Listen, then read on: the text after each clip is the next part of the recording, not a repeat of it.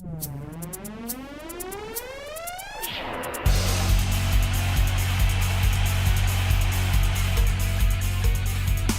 so the next topic for this episode here will be about our favorite fursuit makers.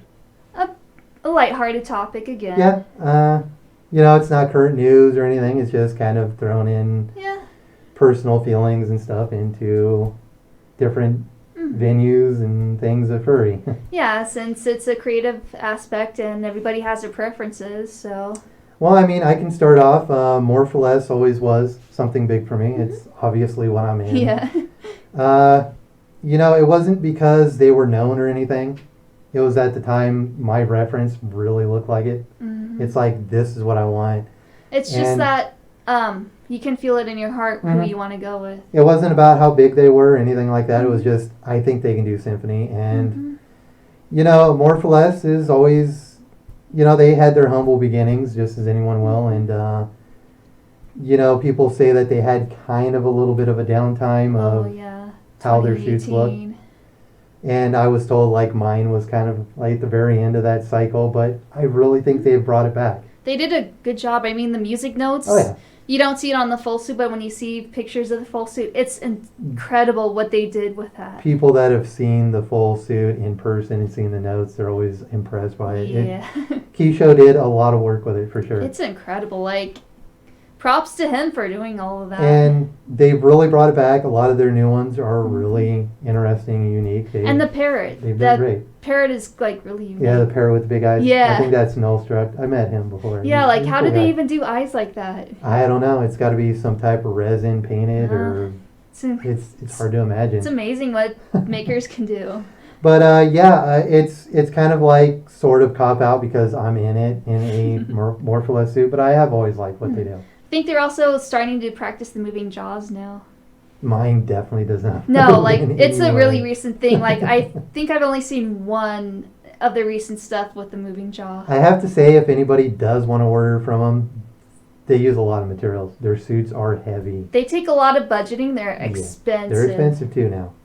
But what do you say a favorite? When I was new to the fandom, DHC suits caught my eye. It's just how cute they are in the eyes and just, I don't know, they're so fluffy and they do really good suits. DHC is a local maker here in Arizona. We see Lucky all the time at different meets and cons. I don't know, it's just the way the face looks that really stands out and they're just really cute. Yeah, it's another one of those. All the makers start out very small, humble. They're very rough. Yeah, rough. And DHC, I'm going to go agree with you that I want to get a suit made by them. Yeah, I want my coyote character to be made by DHC, maybe.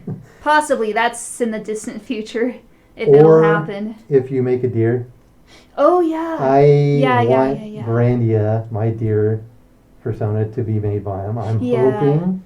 I don't know anything. It's going to be a couple years, hopefully. I'm making a deer character to match his deer, and that would be really awesome if we had matching characters, same species, even same maker. But I was going to say DHC also, so I'm right with you on that. Do you have any other? Thunderhowl. Thunderhowl. They're another local one, and I believe she started as Red Storm with Kit Kat, but they split off, and he did his own thing. She made Thunderhowl with Aiko. I mean, Sky Cabot, she made her own suit. It's always going to be iconic. Everybody knows that suit. Yeah. Aiko also made his own suit, I believe. He made his own, or did she help him? I believe he made it. So it might have been between them. I don't know 100%. Yeah. I know that they were both made by one of them. But yeah, you're going to be yes. Of course, I have to mention Thunderhowl for that reason. I honestly can't wait. Yeah, they have a unique style too. Every maker has their signature, and Thunderhowl has their signature. You can recognize the eyes and the moving jaw, and just how the face overall looks. One of the newer ones was Stormy. Stormy. That had... Oh, Stormy Full. Yeah. That has the new Thunderhowl. Yeah, that was very recent. To be honest, at first, if I wouldn't have known Thunderhowl, I probably would have been like, I don't know. They really did bring a lot new with that suit. Yeah, and they practiced with the floppy ears, and that. Of course, Stormy Falls older had the floppy ears I kind too. of wish I did. These don't move. And it's just really cool to see Thunderhowl kind of bringing an old character to life in their own way, but still keeping the style of the old way. Yeah, after you're shown that it is them, you're like, oh yeah, you can see it. Yeah. If I wouldn't have, I would have been like, oh, I think Thunderhowl has their key signature, but they're unique enough to make each character their own. Yeah. As you can see, because like you said with Stormy Fall, at first not recognizing it's Thunderhowl. Yeah, but I knew right off, and it's like, yeah, I can see it, but it's also them changing up, Which is impressive because, people complaining about big makers having same face syndrome. Thunderhowl kind of does, but at the same time, they're unique enough that they don't at the same time. Like, you said DHC, Thunderhowl is also cool. I always liked Mixed Candy. They're kind of a mix between toony and realistic. They're not my first choice because of that. I prefer toony over realistic. The airbrushing... But... Nothing against people who like Mixed Candy. It's personal preference. But if I thought of somebody that if I have a dub character, if I could have had anybody do it, would have been them. Because I kind of want that one to be kind of that mix in between there. And yeah, I like a lot what they do. They've gotten super big, so they can kind of pick and choose who gets in. And I never actually expect to ever have that character done by them. I guess Morphless would do the dub pretty well. If you really want to, then give Morphless a try again. I mean, I like Phoenix Nest. I love Phoenix Nest. Like right before I was accepted for Thunderhowl, fall of last year, I put in for them when they opened. Of course, they were only taking 2 slots, so it was very limited, and I didn't get a slot. But I also felt like they'd be another one who would be good to do Nia. I liked Autumn Fallings a whole lot. I don't know what they're called now. Multicolor bark. Yeah, there you go. I always forget that one. I don't know why they changed it. I thought Autumn's Falling sound cool, but sometimes you just need a change. I would say those are probably like the 5 I like a whole lot. Morphless, DHC, Mixed Candy, Phoenix Nest, and what used to be Autumn Falling, Multicolored Bark. You said DHC, Thunderhowl, DHC. What else did I say?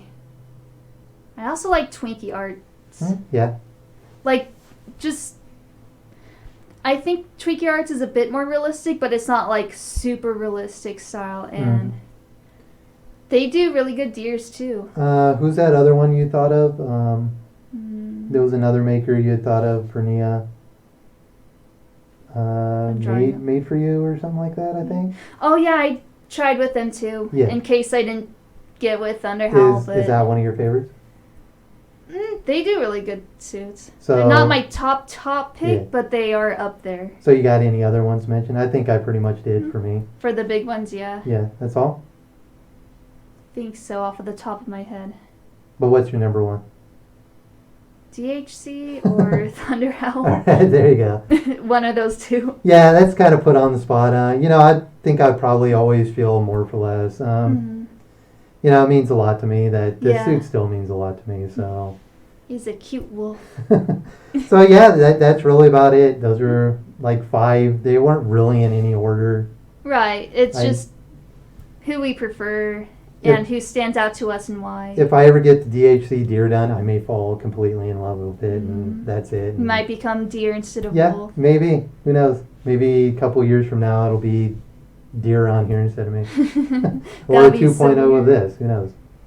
I would really love to see More for Less redo this one in their updated style and higher quality. And you'll have Nia soon, so things are gonna really pick up here too. So yeah, that's about all I have to say. Those are my. What are your favorite makers? Yeah, feel free. Say in the comments. We'd love to know. Definitely, lots out there. A lot of makers that a lot of people haven't heard about, really. Or under the radar than everyone else. Yeah, and on top of the big name that we listed, we would love to see smaller ones prove their style and get up there too. I want to see Nia do more of it. Yeah, She's been trying herself. I do have extra foam I need to practice with. We'll see, right? Yeah. You never know. Hopefully bring my Panox species to life as a suit someday. Yeah. And that can become my signature, like Cabots with Thunderhowl or Wolves with Morpholus. Could be cool. Who's to say? We'll see what happens, you know. Lots of makers out there, lots of Potential, lots of competition, lots of room for new ones to come in. Definitely. Yep. So, yeah, that's about it. How do you feel? I feel we did great. Yay. Yeah. Next topic? Yes. Okay.